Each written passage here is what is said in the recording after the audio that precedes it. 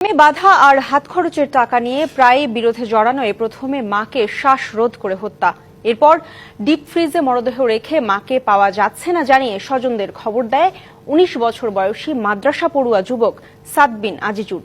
বগুড়ায় এই হত্যার ঘটনায় আটক ছেলে র্যাবের কাছে দায় স্বীকার করেছে।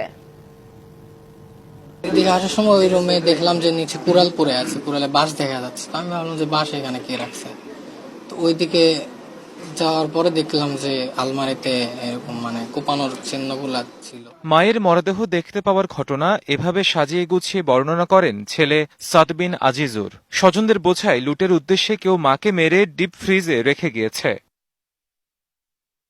আলমারি আর ঘরের অবস্থা দেখে স্বজনরা তা বিশ্বাস করলেও ফাঁকি দিতে পারেনি র্যাবের চোখ। সিসিটিভির ফুটেজ আর ছেলের দেয়া বর্ণনায় অমিল থাকায় জিজ্ঞাসাবাদ করা হয় তাকে। সেখানে ছেলে সাদ স্বীকার করেন প্রেমে বাধা আর হাত খরচের টাকা নিয়ে বিরোধে মাকে হত্যা করে ডিপ ফ্রিজে রেখে দিয়েছিলেন তিনি। মাদ্রাসা ছুটি শেষে বাড়ি ফিরে নাটক সাজায় মা নিখোঁজের। সাদ স্বীকার করে যে সে তার মাকে হত্যা করে। হত্যাকাণ্ডের কারণ হিসেবে সে বলে তার একটি প্রেম ঘটিত সম্পর্ক ছিল এবং তার যেই উঠতি বয়স, তার কিছু হাত খরচের বিষয় ছিল এবং আমরা টেকনোলজির মাধ্যমেও কিছু জানতে পেরেছি তার কিছু ট্রানজ্যাকশনের বিষয় ছিল, টাকা পয়সা লেনদেন ছিল। আমরা ধারণা করতেছি এটা হয়তো অনলাইন টুকটাক জুয়া খেলতে পারে।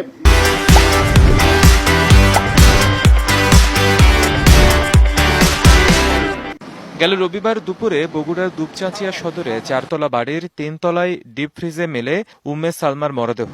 হত্যা করার পর ডাকাতির চেষ্টা হিসেবে প্রমাণ করতে কুড়াল দিয়ে ঘরে থাকা স্টিলের আলমারিতে কয়েকটি কোপ মারে, ছড়িয়ে ছিটিয়ে রাখে ঘরের জিনিসপত্র।